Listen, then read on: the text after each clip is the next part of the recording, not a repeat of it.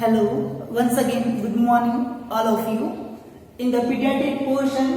in a unit number 5, we are discussing about the congenital eye related disorders in the children. Means the 5th unit जो उसके अंदर जो systematic जो system से related जो abnormalities वगैरह होती है तो उससे रिलेटेड हम डिस्कशन कर रहे थे. तो वो ऑक्यूलर सिस्टम मतलब आई से रिलेटेड जो डिसऑर्डर्स है उनसे रिलेटेड हम डिस्कशन कर चुके थे. प्रीवियस क्लासेस के अंदर जो कोलोबोमा वाली कंडीशन और जो एनोप्थेल्मिया वाली जो कंडीशन होती है आई से रिलेटेड वो हम डिस्कशन कर चुके थे. ठीक है, सेम एज इट इज जो कंजेनिटल आई डिसऑर्डर से रिलेटेड तो नेक्स्ट हम जो कंडीशन डिस्कस करने वाले हैं that heading is the congenital ptosis. ठीक है, the word we going to be discuss today that is congenital ptosis.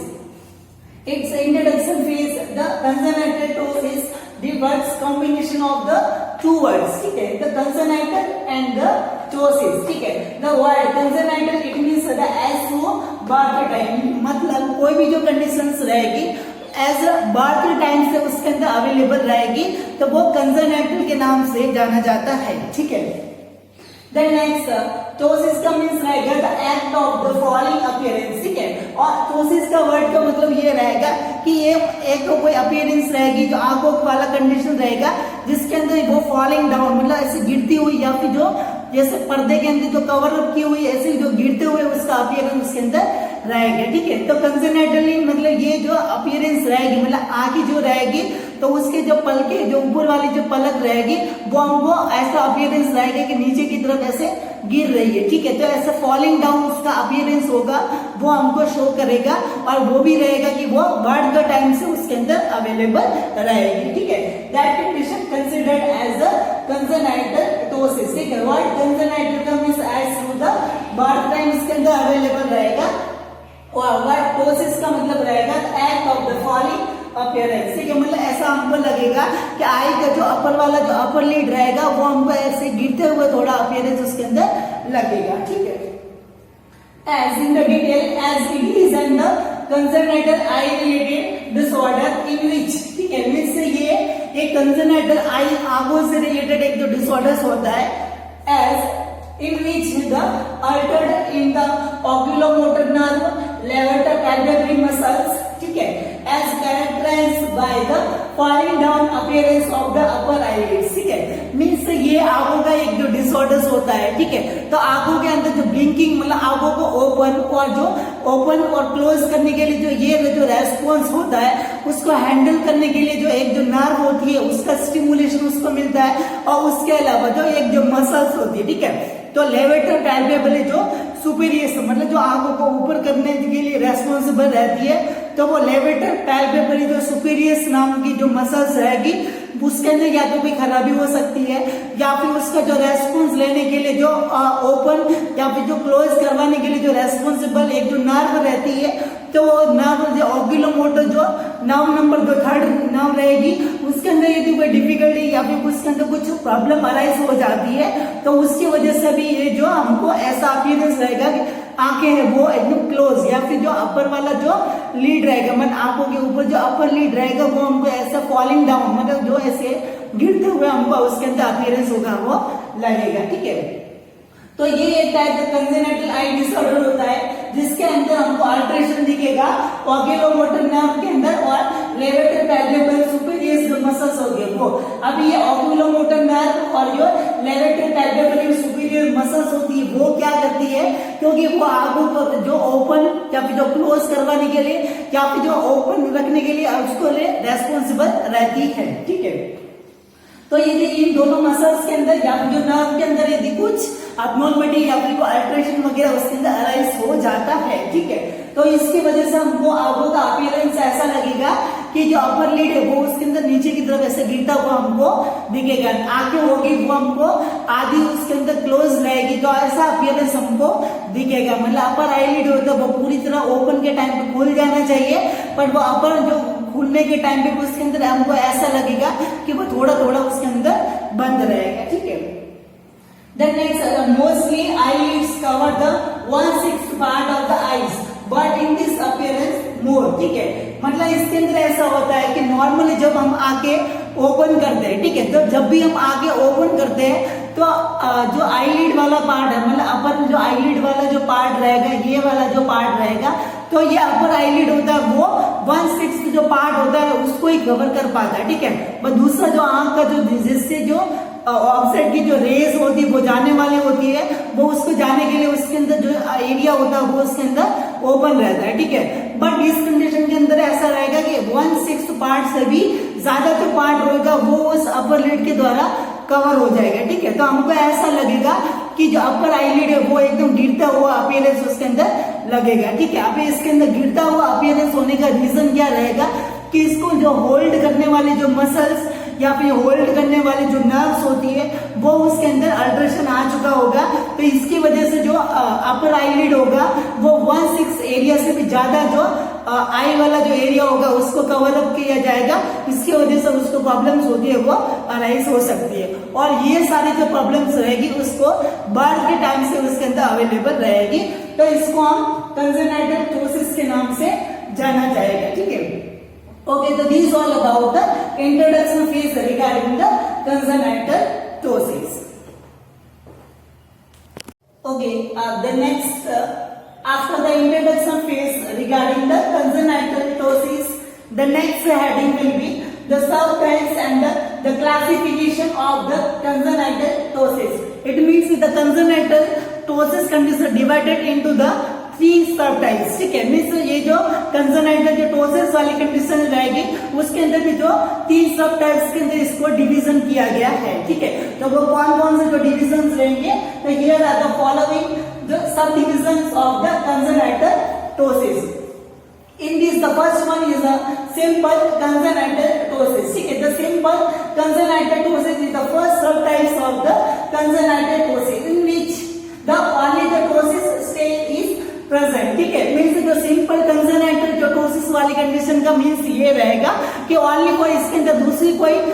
जो कॉम्प्लिकेशन वाली जो कंडीशन उसके अंदर अवेलेबल नहीं रहेगी, उसके अंदर ओनली फॉर जो मसल्स या फिर जो ओक्यूलोमोटर जो नर्व है उसके अंदर ही उसके अंदर या तो डिफेक्ट अवेलेबल हो सकता है, तो ओनली फॉर जो कंजेनाइटल जो टोसिस वाली कंडीशन ही उसके अंदर ओनली उसके अंदर अवेलेबल रहेगी, तो वो कंडीशन कहलाएगी द सिंपल कंजेनाइटल टोसिस, ठीक है। The next second subtypes that is blepharophimosis syndrome, ठीक है। तो blepharophimosis syndrome it means the blepharitis condition and the ptosis condition both are present, ठीक है। मीन्स इस जो सेकंड सबटाइप्स के अंदर ऐसा रहेगा कि एक जो बेबी रहेगा उसके अंदर जो अपर आईलिड्स होता है, ठीक है। मीन्स ये जो आंख वाला जो पार्ट होता है, ठीक है, तो आंख के अंदर ये जो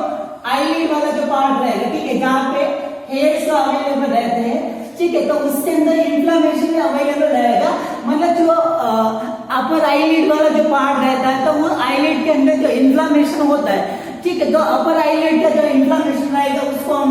ब्लेफराइटिस बोलते हैं, ठीक है। और उसके अंदर उसी के साथ में जो कंजेनाइटल जो टोसिस वाली कंडीशन रहेगी वो भी उसके अंदर अवेलेबल रहेगी, ठीक है। तो इसके अंदर जो दो कंडीशन मतलब एक तो जो रहेगा कि जो अपर आईलिड वाला जो पार्ट रहेगा उसके अंदर इन्फ्लेमेशन भी रहेगा, और इन्फ्लेमेशन होने की वजह से इसके अलावा दूसरा जो कंडीशन अराइज होगा वो कौन सा रहेगा, टोसिस वाली कंडीशन, ठीक है। तो ये कंडीशन कहलाएगी द ब्लेफारोफिमोसिस सिंड्रोम, ठीक है। द ब्लेफारो का मींस रहेगा अपर आईलिड, फिमोसिस का मतलब ये रहेगा कि ये जो सॉफ्ट टिश्यू वाला जो पार्ट होता है जो कवरिंग रहता है अपर आईलिड का उसके अंदर इन्फ्लेमेशन हो जाना, ठीक है। और सिंड्रोम का मींस होता है ग्रुप ऑफ सिंड्रोम, मतलब इसके अंदर ग्रुप ऑफ जो सिम्टम्स होते हैं वो उसके अंदर अराइज रहेंगे। तो इस कंडीशन के अंदर एक तो ब्लेफराइटिस मतलब अपर आईलिड वाला जो पार्ट रहेगा उसके अंदर इन्फ्लेमेशन रहेगा, और उसी के साथ साथ के अंदर जो टोसिस वाली कंडीशन मतलब कंजेनाइटली जो आई जो अपर आईलिड वाला जो पार्ट रहेगा वो हमको ऐसा फॉलिंग डाउन मतलब पर्दे के समान गिरता हुआ उसके अंदर अपीयरेंस होगा, उसके अंदर शो करेगा। तो ये रहेगा सेकंड ब्लेफारोफिमोसिस सिंड्रोम, ठीक है। Then next the third sub types of the congenital ptosis that is the congenital synkinetic ptosis, ठीक है। तो कंजेनाइटल सिनकाइनेटिक का और टोसिस का मीन्स ये रहेगा, सिनकाइनेटिक का मतलब कि या फिर टोसिस वाली कंडीशन के साथ साथ में कोई एक्स्ट्रा जो एक्टिविटी वगैरह या फिर जो कोई मूवमेंट वगैरह होगा वो भी उसके अंदर अवेलेबल रहेगा, ठीक है। हमारे जो मूवमेंट, काइनेटिक का मतलब क्या रहेगा, मूवमेंट, ठीक है, और सिन का मतलब रहेगा ऑटोमेटिकली, ठीक है। तो ऑटोमेटिकली जो टोसिस वाली कंडीशन के साथ साथ में कोई फेशियल के वहां पर कोई मूवमेंट होगा वो उसके अंदर अवेलेबल रहेगा, तो उस कंडीशन को हम कंजेनाइटल सिन काइनेटिक टोसिस के नाम से जाना जाएगा, ठीक है। तो कंजेनाइटल सिन काइनेटिक टोसिस का मतलब ये रहेगा कि इस कंडीशन के अंदर जो बर्थ के टाइम से ही टोसिस वाली कंडीशन होगी वो उसके अंदर अवेलेबल रहेगी, बट उसी के साथ साथ के अंदर कोई मोटर एक्टिविटी होगी वो भी उसके साथ में अंदर अवेलेबल रहेगी, ठीक है। तो उसी के अंदर रहेगा द आईलिड एलिवेटेड अपवर्ड, मतलब जब भी जो टोसिस वाली कंडीशन अवेलेबल रहेगी तो आईलिड वाला जो पार्ट रहेगा वो ऊपर की तरफ नीचे की गिरने की बजाय उसके अंदर अपीयरेंस होगा, वो अपर आईलिड होगा वो ऊपर की तरफ एलिवेटेड भी उसके अंदर हो सकता है, और जो पर्सन का जो जॉ रहेगा, मतलब जो जबड़े वाला जो पार्ट रहेगा, ये नीचे वाला जो पार्ट रहेगा वो उसके अंदर इस वे के अंदर उसका खुला हुआ रहेगा, ठीक है। तो जब भी उसके अंदर टोसिस वाली कंडीशन के साथ साथ के अंदर जो जॉ वाला पार्ट रहेगा वो उसके अंदर खुला हमको उसके अंदर दिखाई देगा, ठीक है। तो ये वाली जो कंडीशन रहेगी the congenital synkinetic ptosis, इसके अंदर the eyelids are elevated upward and the open jaw, ठीक है। तो ये सिम्टम्स होंगे वो उसके अंदर नोटिस किए जा सकते हैं, ठीक है। Okay, so these all about the subtypes and the classification that comes under the congenital ptosis. The first one, the simple congenital ptosis. Second one, the blepharophimosis syndrome, and third one, the congenital synkinetic ptosis. Okay, the next after the subtypes regarding the congenital ptosis, the next heading, the causative factors which may arise congenital ptosis condition, ठीक है। Means कौन कौन सा जो factors या फिर जो कौन कौन सा जो रीजंस जो ऐसी कंडीशन होती है जो कंजेनाइटल टोसिस वाली कंडीशन को अराइज कर सकते हैं, ठीक है। तो here are the following positive factors which may arise the chance of the congenital ptosis condition, ठीक है।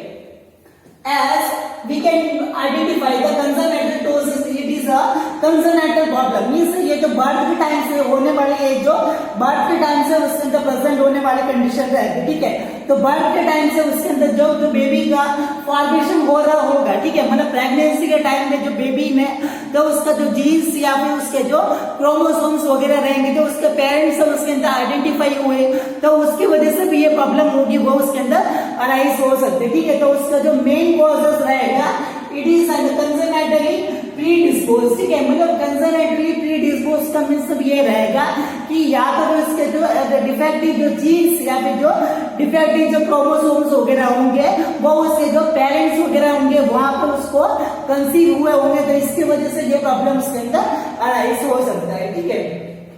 The next nerve or the muscles damage at the complicated delivery, ठीक है। At the time of the delivery, मतलब उसके अंदर pregnancy के time के अंदर उसका जो ऑर्गन्स का फॉर्मेशन है वो यदि अच्छी तरीके से हुआ है, ठीक है, बट उसी के टाइम के अंदर यदि जो डिलीवरी के टाइम के अंदर जो मदर का जो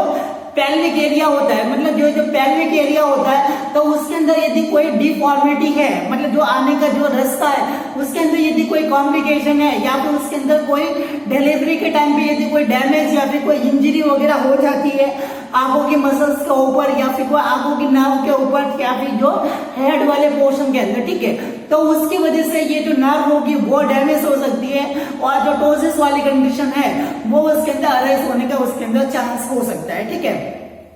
या फिर ऐसा होगा कि जब ऑर्गेनोजेनेसिस, मतलब जो प्रेगनेंसी के टाइम के अंदर जो लिवेटर पैल्पेबरी जो मसल्स वगैरह होती है या फिर जो ऑप्टिक नर्व होती है जो आंखों को ओपन या फिर जो क्लोज करने के लिए रेस्पॉन्सिबल होती है, तो या फिर उस बर्थ के टाइम से जब ऑर्गेनोजेनेसिस मतलब उसके बच्चे के जो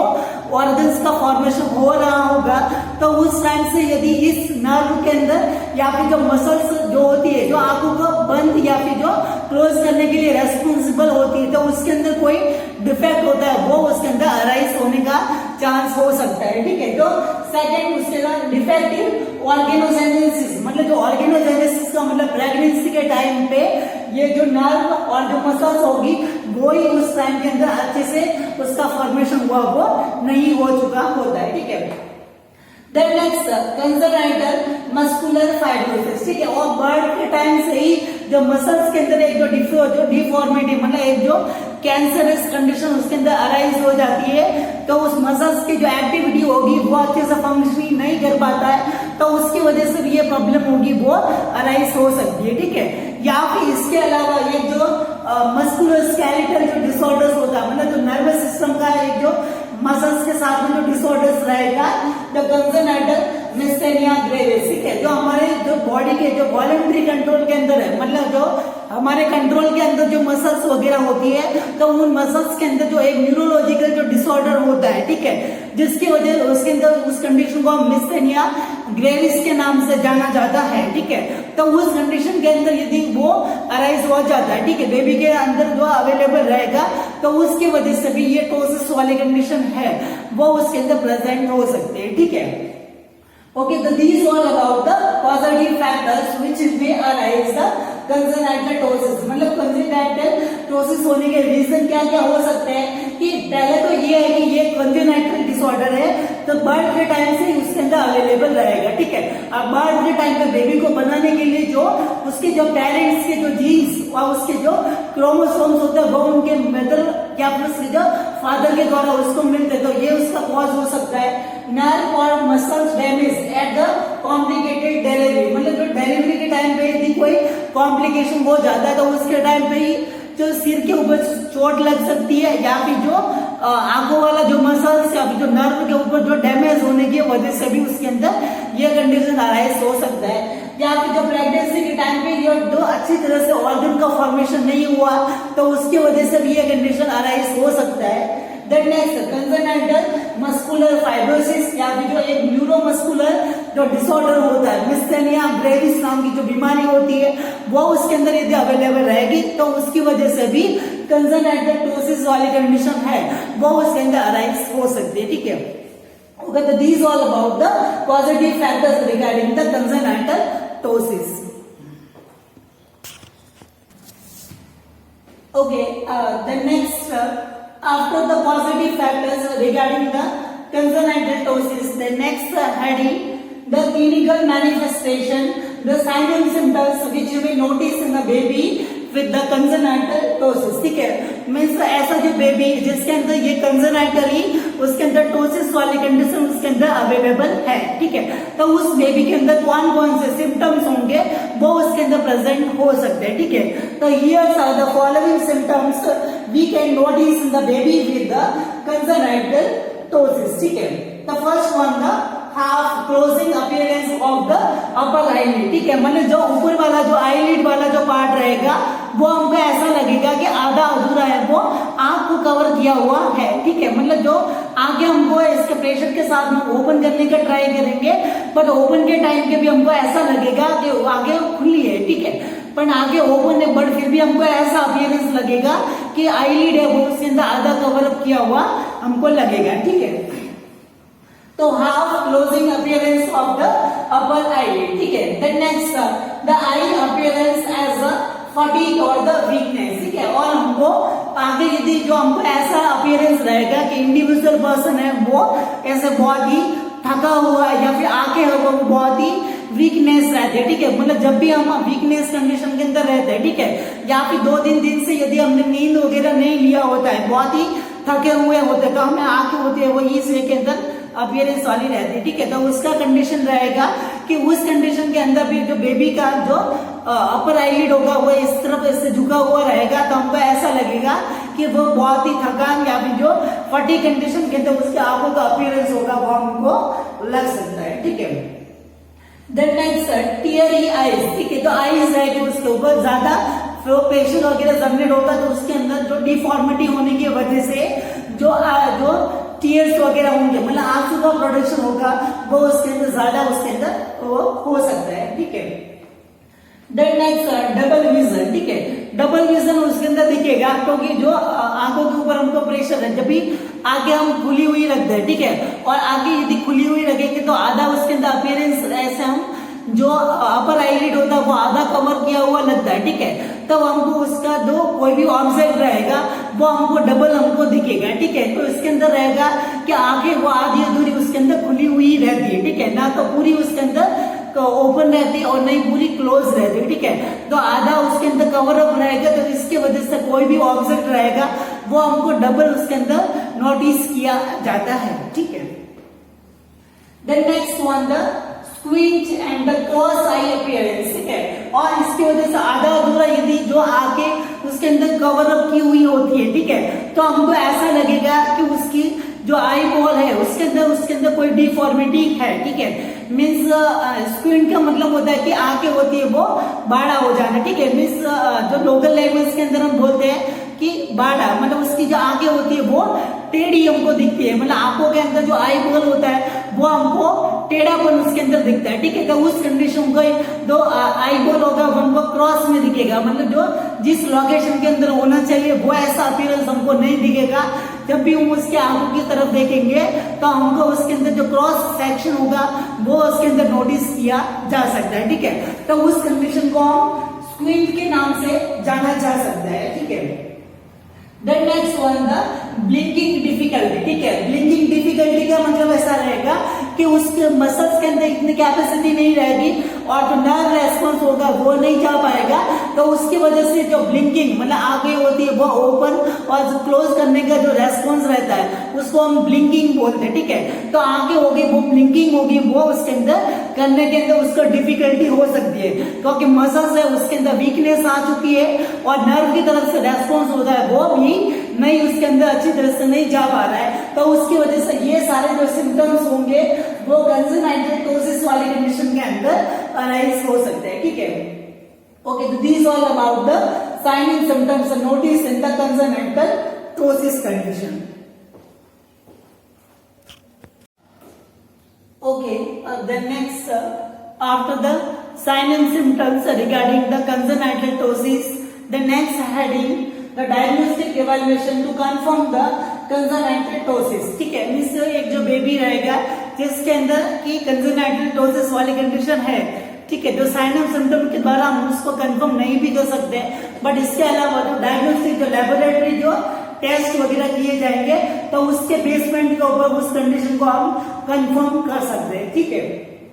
तो उसी के अंदर सबसे पहले हम हिस्ट्री कलेक्शन उसके अंदर लेंगे कि या तो फिर उसके जो फैमिली मेंबर्स वगैरह होंगे तो उन सब से डिस्कस करेंगे, तो उसके अंदर हमको ऐसे कोई पुरानी फाइल के अंदर लिखा हुआ होगा कि उसके जो पेरेंट्स के अंदर ये वाली प्रॉब्लम उसके अंदर पहले से थी, या फिर उसके अंदर ये रहेगा ये जेनेटिक उनके अंदर प्रॉब्लम उसके अंदर अवेलेबल है, या फिर जो डिलीवरी के टाइम के उसके अंदर कुछ डैमेज हुआ होगा, या फिर कोई इंजरी वगैरह हुई है, या फिर जो प्रेगनेंसी के टाइम के अंदर जो मदर के अंदर कुछ डिफेक्ट वगैरह हुआ है, तो ये सब जो कुछ ना कुछ जो इंडिकेट करेगा कि इस सम की वजह से भी ये कंजेनाइटल जो टोसिस वाली कंडीशन है वो उसके अंदर अराइज होने का रीजन हमको पता लग सकता है, ठीक है। इसके अलावा फिजिकल एग्जामिनेशन, ठीक है, फिजिकल एग्जामिनेशन है उसके अंदर हम जो साइन एंड सिम्टम्स होते हैं वो उसके अंदर हम नोटिस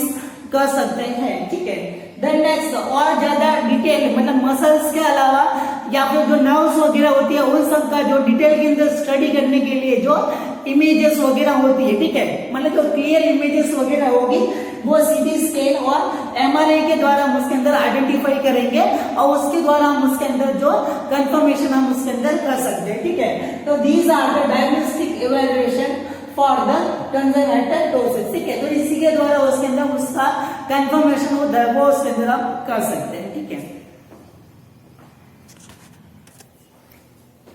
ओके, अब देन नेक्स्ट, डायग्नोस्टिक इवैल्यूएशन करने के बाद में उस कंडीशन को हम कैसे